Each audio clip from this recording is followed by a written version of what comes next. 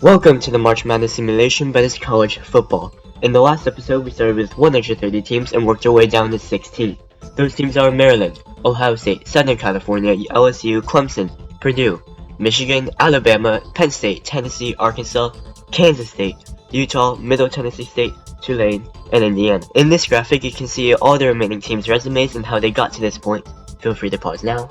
And in this graphic, you can see the recaps for each round, including the number of upsets, average seed remaining, and the best and worst teams that remain. And now, without further ado, let's kick off the Sweet 16. Oh, and subscribe! So here's our first glance at the Sweet 16 bracket. Big names like Ohio State, Tennessee, Clemson, some blue bloods in here, as well as some upset picks, like Indiana, Middle Tennessee, Maryland, maybe teams that we didn't expect to see here. But without further ado, let's start the round with Purdue and LSU. Purdue has an early lead, but LSU is coming back. They tie the game. Then they take the lead 27-24. And they keep it. LSU will face the winner of Penn State and Southern California in the quarterfinals.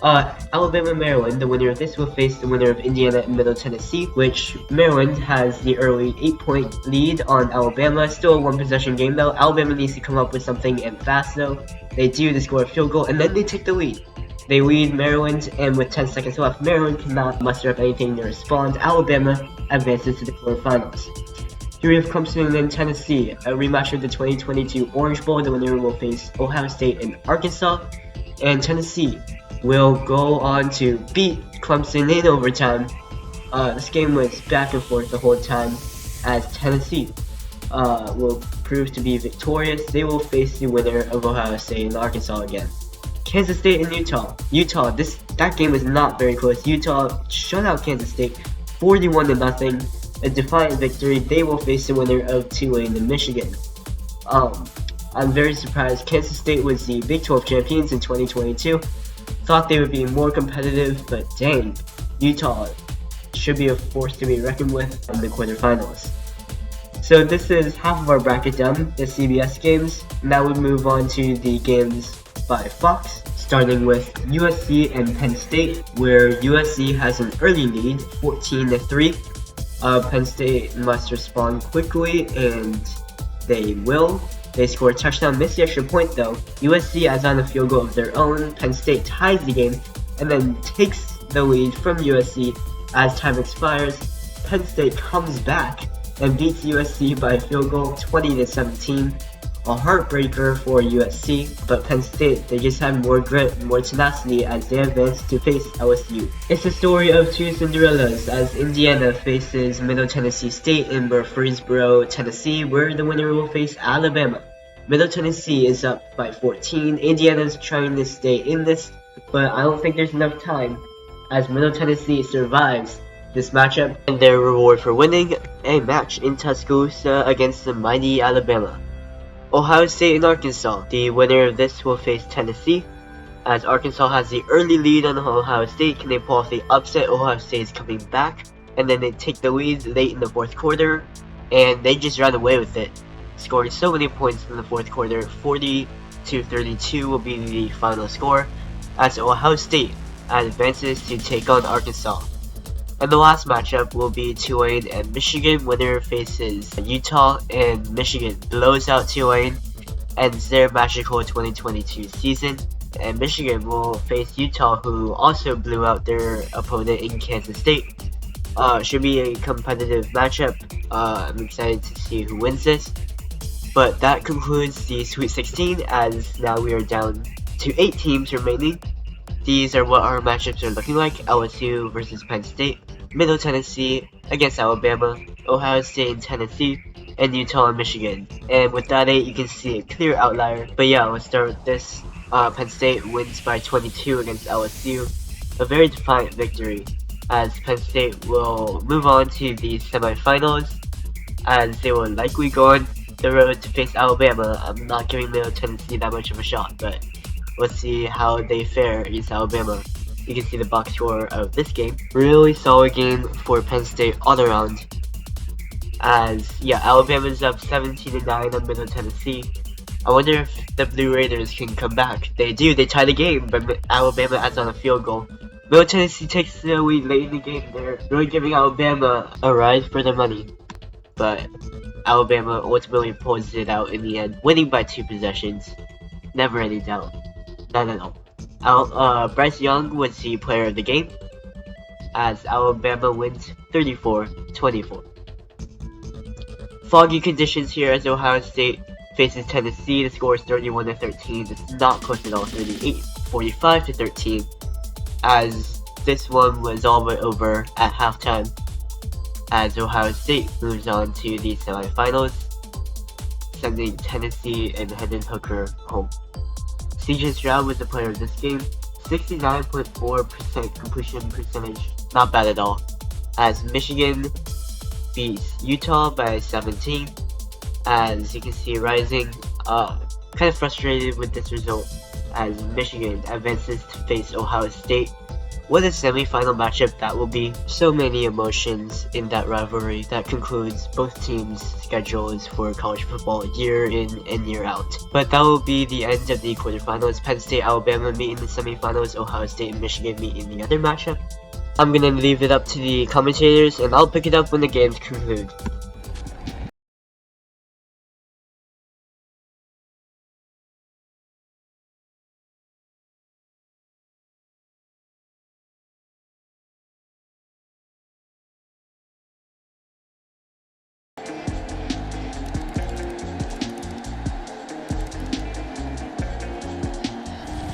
So celebration down on the field for a good, hard-fought victory here. And I think the game balls need to be distributed on the defensive side of the football, and I bet that you would agree. Yeah, if you hold a team under 10 points, that's a job well done.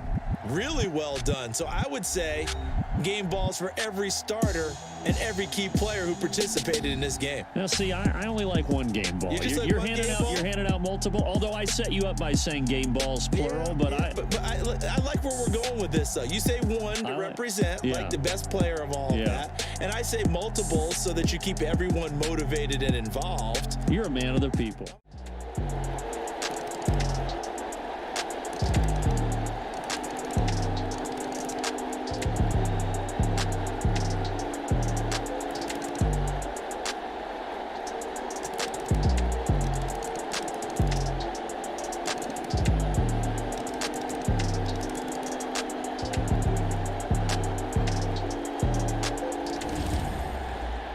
Well, I know at points in this when you wanted to close your eyes because of all the points that were being put on the scoreboard. You're a defensive guy, but it was a fun little track meet, wasn't it? It was, and you know the people really enjoyed this game? They're the ones that like going to batting practice at the Major League Baseball parks, right? Seeing the 14-11 game, that sort of deal. That's right up their alley with what we saw in this one.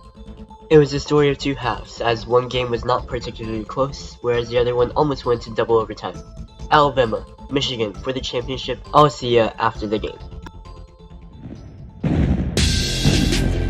Tonight, it's Madden NFL football. It's Super Bowl Sunday.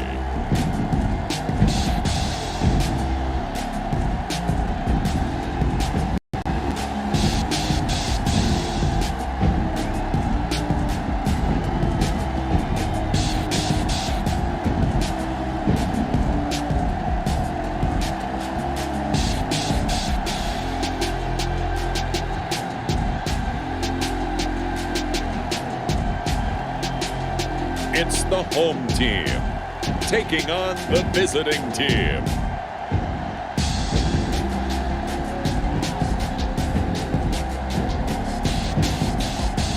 EA Sports coverage of the National Football League is on the air. Tonight, it's all on the line. We play for the Lombardi Trophy. Brandon Gaudin along with Charles Davis, and what a season it's been. This was a fight just to get to the Super Bowl. You got to figure that they are very battle-tested and ready. I'd agree with you 100% about that. You don't get there without having those types of attributes, and that's what you look for in a Super Bowl team. Character, confidence. These guys don't lack for either one of those Now they're here. Now they're ready to win. They have gone through a lot to get where they are. Everybody knows their story this season. What's the key for them as they start this Super Bowl? Let's go full cliche on this one because it works. Remember what got you here. Been a winning formula all season long. This is a team that when we saw them in the preseason, we said they look like a group that has what it takes to be a Super Bowl winning team. And we've been proven right by what we've seen throughout the season.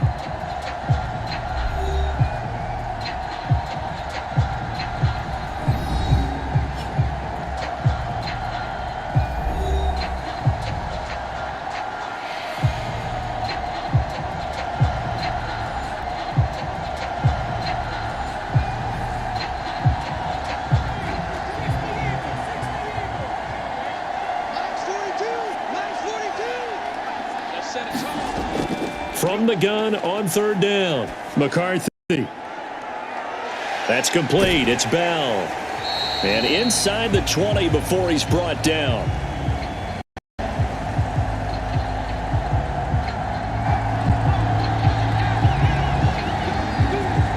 And in a two-score game, obviously, every play, every third down, like we saw there, magnified. Big pickup. It was a huge pickup.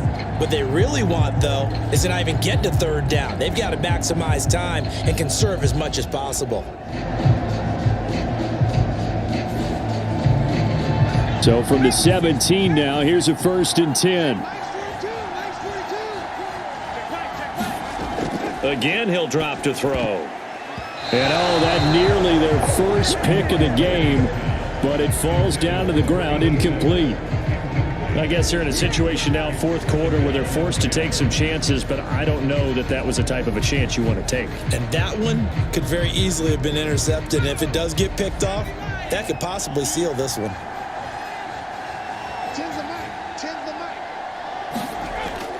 They'll stick with the passing game as he looks to throw. And he comes back with one complete. And they work this near the 5. They'll be stopped at the 6. But correct me if I'm wrong. Yeah, you're down 2 scores. I don't think you need to rush just yet, but you can't take your time either. Yeah, even if you don't want to commit to full 2-minute offense, you have to up the tempo, up the urgency. Maybe you're starting to call 2 plays in a huddle each time you snap the ball.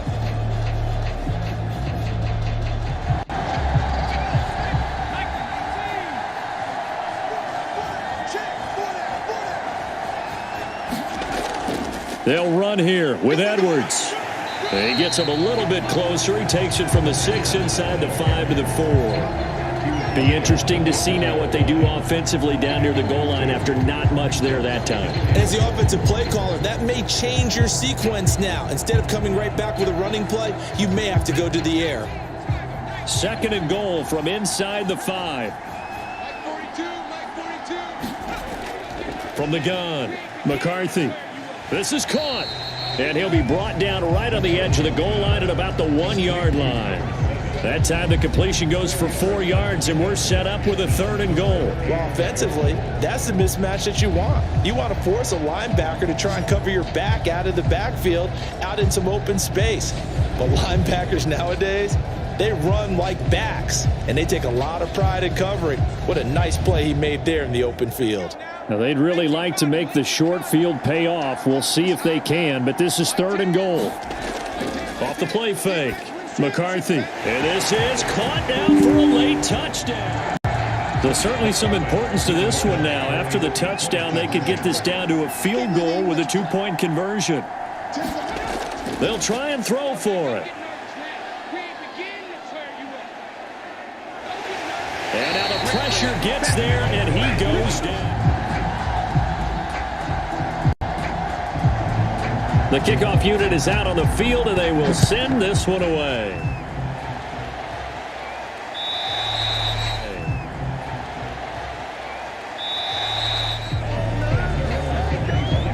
Another drive coming up for this Chicago offense.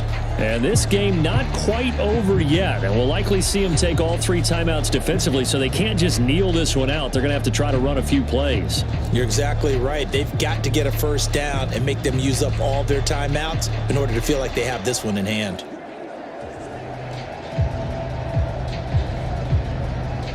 Coming out with a jumbo package to start the drive.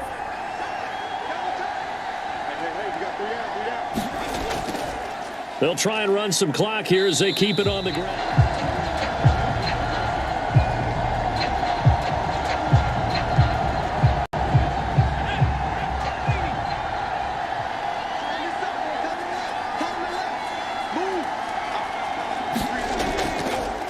They'll try and run some clock here as they keep it on the ground. And give it.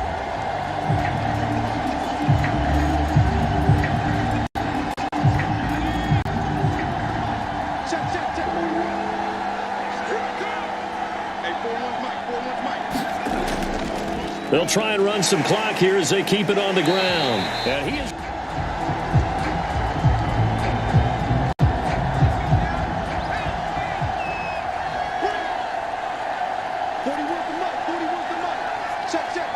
And they'll indeed take a knee.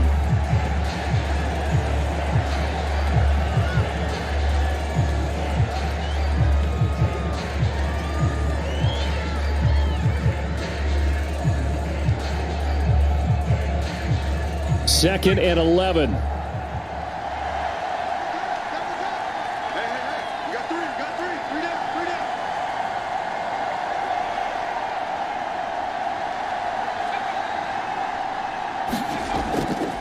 They'll try and run some clock here as they keep it on the ground. And he's going to bull his way forward to the 48. 68 yards rushing for him now to this point. Charles, why didn't they just take the knee there? You're asking the question that I'm asking as well, because we've seen a lot of football where coaches decide maybe they get a little greedy. I don't know if they're doing it for stats or for what reason. We've seen it happen in college. And how about in the NFL? The miracle of the Meadowlands. All they had to do was take a knee and the game was over. The Giants ran it one more time. Ball popped free. Philadelphia picks it up and wins the game. What year was that? 1978. I think it was in November. That is likely the final play of this game, and no better feeling, I would imagine, than taking a knee to wrap up the Super Bowl. Culminates everything. The championship is theirs. And just think, the last play they had in practice before this game began was doing this, practicing taking a knee and winning a Super Bowl. And they get to do just that. Well, going into the final play of this game, they knew that they needed some type of a miracle there at the very end, but they couldn't get it done. However, we were treated to really a spectacular affair.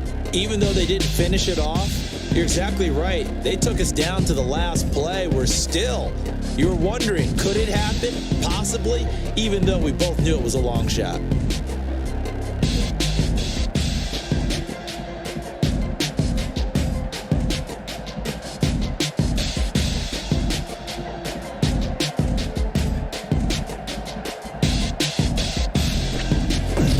And they are the Super Bowl champs. The Lombardi Trophy is theirs, and so are bragging rights for an entire season. What a season it has been. Feels like we have been there every step of the way. Our entire crew doing a wonderful job. Thanks to my broadcast partner, Charles Davis. For all those guys, I'm Brandon Gaudin signing off. We'll talk to you next season right here on EA Sports.